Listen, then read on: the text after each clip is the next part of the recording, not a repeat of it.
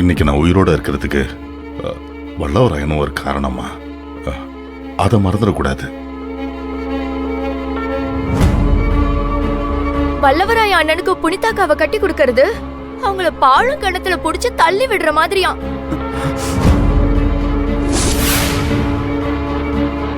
என் அண்ணனு லூசுன்னு சொல்லி சிரிக்கிறாத்த.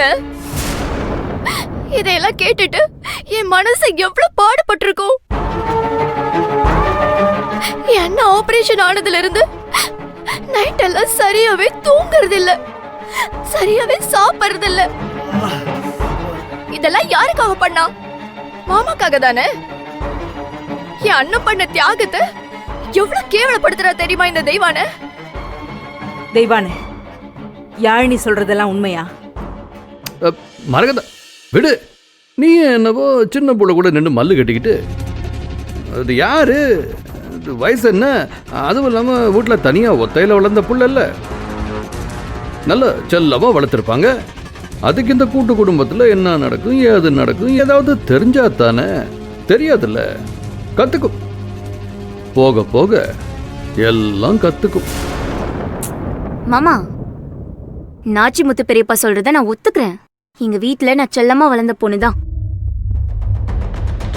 அதுக்காக என் வீட்டுல வல்லவராயன மாதிரி ஒருத்தனை கட்டி கொடுக்கறாங்கன்னு வச்சுக்கோங்க, முடியாதுன்னு சொல்லுவேன்.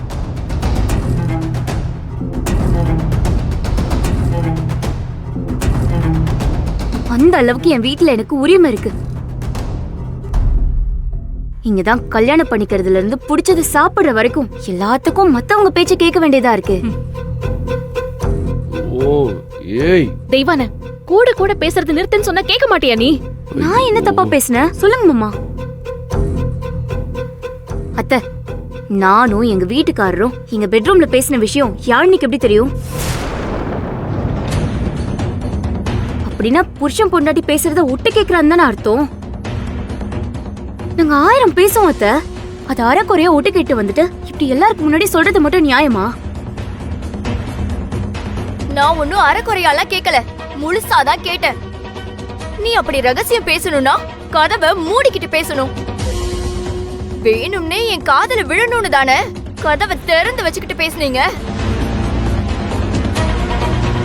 என் அண்ணனை பத்தியும் என் குடும்பத்தை பத்தியும் பேசணும்னா ஏன் ஒளிஞ்சு நின்னு பேசணும்?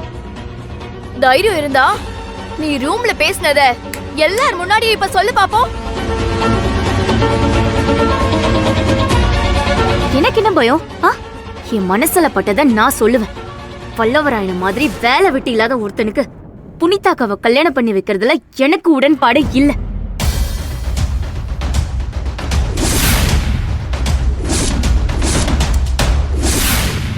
வல்லவராயனுக்கு புனிதாக்காவை கல்யாணம் பண்ணி வைக்க என்ன தகுதி இருக்கு?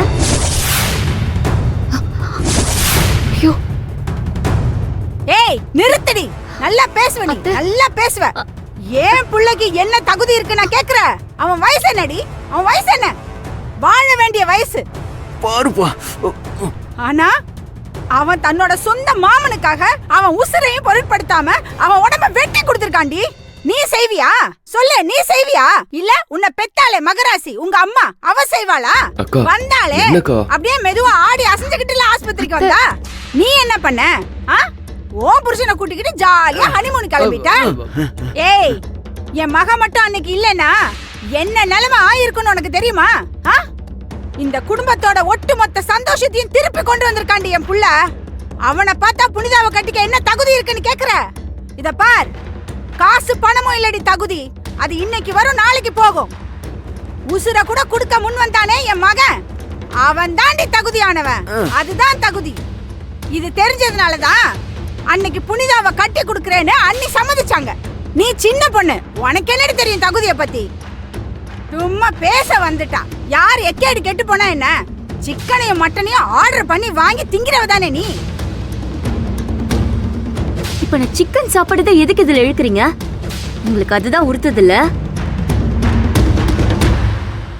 தெய்வான, நீயாவது கொஞ்சம் பேச்ச விடுமா. பெரியவங்க பேசும்போது கொஞ்சம் அனுசரிச்சு போ தெய்வான. நீ பேசுறது கண்ணாடி வீட்டுக்குள்ள கல்லெறிகிற மாதிரி இருக்கு. ஐயோ அக்கா, நான் உங்களுக்காக பேசிட்டு இருக்கேன்க்கா. ஆனா நீங்க அவங்க கூட சேர்ந்து என்ன அனுசரிச்சு போக சொல்றீங்க? இப்ப என்னக்கா, இந்த வாயை மூடிட்டு இருக்கணும் அவ்வளவுதானே? இருக்கேன். இனிமே வாயவே திறக்க மாட்டேன். போதுமா? தெய்வான, எதுக்கு அக்காவை எதிர்த்து பேசுற? இதுக்கு மட்டும் வாய் தரங்க.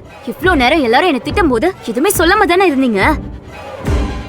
என் புள்ள மனச கலைச்சு எனக்கு எதிரா பேச வைக்கணும்னு நினைக்காத தெய்வானே.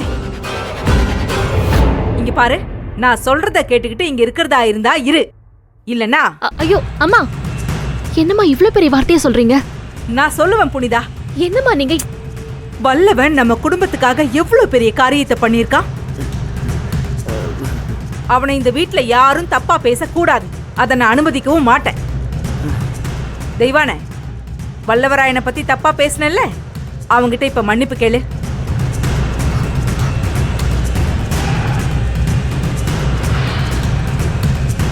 நான் உன்ன தப்பா பேசல அத்தை. என் மனசுக்கு என்ன பட்டுச்சோ அதானே பேசினேன்.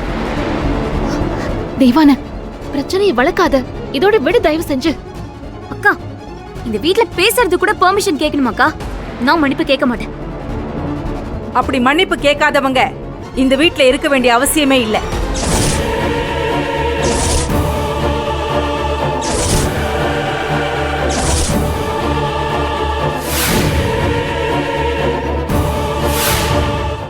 மா, என்னம்மா நீங்க என்ன பேசிட்டு இருக்கீங்கம்மா? மா, இவன் நம்ம தெய்வானமா? இவ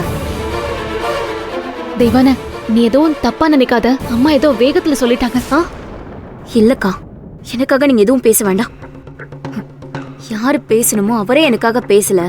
வேடிக்கை பார்த்துட்டு சும்மா தானே நிக்கிறாரு. நான் கிளம்புறேன். எங்க அம்மா வீட்டுக்கு போறேன். ஏ தெய்வான, ஏ சரவணா, அவளை கொஞ்சம் என்னன்னு கேளுடா. தெய்வான, அவன் எது கேட்கணும்? அவ தான் போறேன்னு சொல்றாள்ல, போகட்டும். மா, ஏய் விடுங்கக்கா. ஏ தெய்வான, மா என்னம்மா? அவ போறா பாருடா. என்னன்னு கேட்டு நிக்க சொல்றா அவள.